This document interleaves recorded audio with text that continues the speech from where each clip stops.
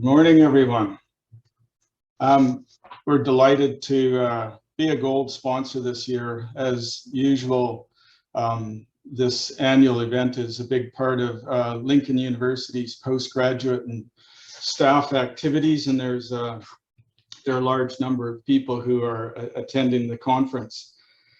Normally, we would have a lot of opportunity to be talking to each other over morning coffees or at a dinner in the evening. And so what I thought I would do is just quickly answer the question which most people ask me as I'm going around is, how's Lincoln doing? So if you just allow me to share a couple of snapshots of the Faculty of Agribusiness and Commerce. Lincoln University is actually doing really, really well. And I think one of the key things I'd like people to note about the changes that have happened over a number of years at Lincoln are that we're now probably the largest, or not, well, we're certainly one of the largest academic groups focused on agribusiness in Australasia. So we've got quite a large concentration of academic staff whose specific research and academic interests are in the food and fiber area.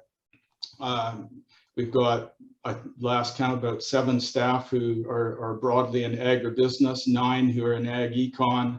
We've got 14 staff who are involved in farm or ag and horticulture business management. And we've got a building food marketing group that now has 5 people in it. The faculty's got quite a large portfolio of agribusiness related academic programs, a number of which are vocationally focused diplomas, which have grown quite strongly. I think on the back of food and fiber has done really well in the last little while, and the focus has really gone on to careers in food and fiber. A whole range of undergraduate degrees covering the full value chain from behind farm gate to beyond farm gate, property, rural valuation, a wide range of areas, and in master's degrees. The COVID's had a big impact on lots of universities, but interestingly for us right now, I have as many students now as I did 2 years ago. Like most universities, we've done a bit of a pivot now. So we've got way more domestic students. Our domestic enrollments are up about 25% over the last 5-year average. Our current student numbers are somewhere in the neighborhood of about 1,200 Fs in the faculty, studying in programs in the faculty. And I think it's important to note that about half of them are studying in programs that are explicitly to do with food and fiber. So we're noticing a huge interest in young people in career paths in the food and fiber sector and in the business end of it. This isn't the science end, we do the business end of it. So it's a really exciting time. We're seeing lots of growth and lots of opportunities for staff and students. One of the other things I'd like to note that, Lincoln's had a long history of a reputation in degree programs which are interdisciplinary, applied, have a lot of practical work. We still run field tours, lots of field trip days, so students have opportunities for practical experience. We're doing lots of innovative and different things. We've got a new diploma in horticulture business, which started this year, which was based on a program that we've been working with the University of Tasmania in Australia, running an online thing for people working in industry. We're expanding our regional diploma, the regional delivery of the DipHort. We continue to run joint programs with Yunnan Agriculture University online through COVID, looking at building more of those.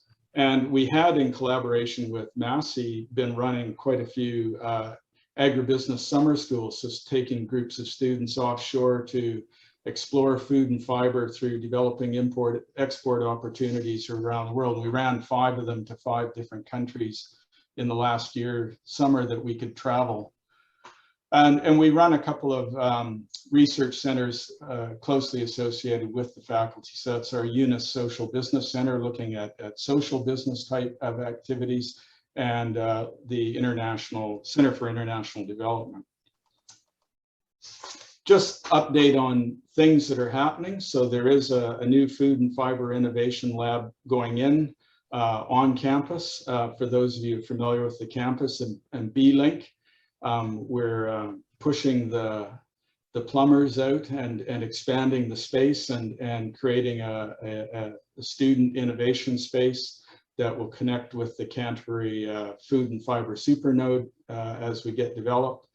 A new Master of FinTech and Management. The big data blockchain thing is an important part for the food and fiber industry, and so we're developing a program that will help link with that. Jointly with Massey University and the Rural Leadership Consortium, we're developing postgraduate training in rural leadership, and that's tying in with Kellogg and Nuffield and trying to develop new programs. I've mentioned the expansion of regional delivery of diplomas and extending diplomas into areas which typically people can't get access to degrees. And the last point on there is we've been working with Fonterra and NZX for a while, developing a dairy futures program, as dairy is the only thing that trades on futures markets in New Zealand, and so trying to build a program in that. So, I mean, with that broad background, that's the update that we would have had over coffee or at dinner, just so you get a sense of where we're going. We're in a really cool space. I think it's really great for food and fiber right now, and the business side of it. Lots of opportunities out there. As a faculty, we're delighted to help be able to make this happen again this year, and I congratulate the committee on the quick segue from face-to-face presentations into an online. I'm still missing the fact that I'm not in Nelson and sampling craft beer, but I'll figure that out later on my own here. So best wishes to all the speakers, and back to you, Ramallah.